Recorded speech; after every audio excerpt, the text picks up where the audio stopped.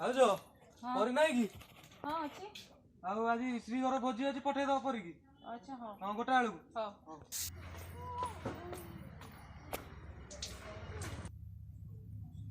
ଆଜି ତୋର ସ୍କୁଲ ନାଇଁ?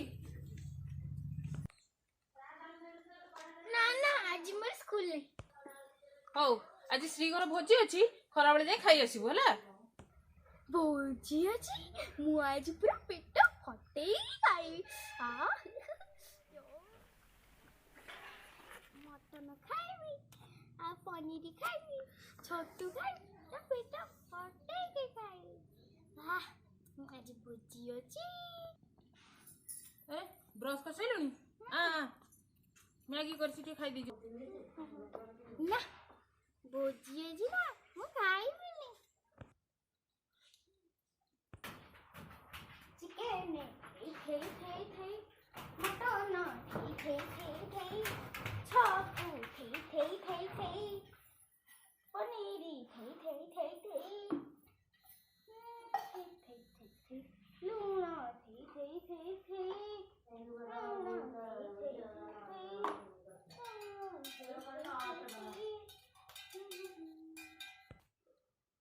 କଣ କରୁଛୁ ରେ? ଭୋଜି ଅଛି ନା, ସେଥିପାଇଁ ଲୁଣ ପାଣି ପିଉଛି। ଲୁଣ ପାଣି ପିଇଦେଲେ ପେଟଟା ଏବେ ପୁରା ଖାଲି ହେଇଯିବ। ତାପରେ ତ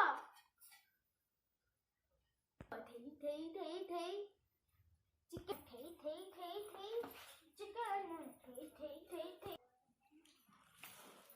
ବୋଉ, ମୁଁ ଭୋଜିକୁ ଯିବି।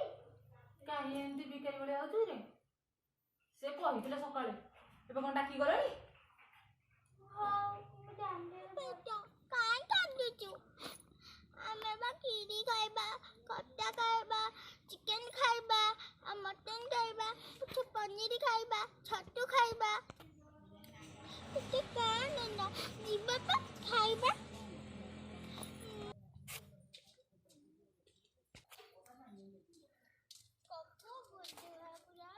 ହଁ ତୁ ଯିବୁନୁ କି?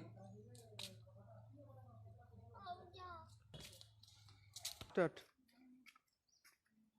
କପୁ, ତମେ ଭୋଜି ଖାଇକି ଆସିଥିଲ? ହଁ, ତୁ ଯିବୁନି କି ଭୋଜି ଖାଇବାକୁ? ଭୋଜିଟା ମସ୍ତ ହେଇଥିଲା। ପୁରା ଶାନ୍ତି ହେଇଗଲା ଭୋଜିରେ।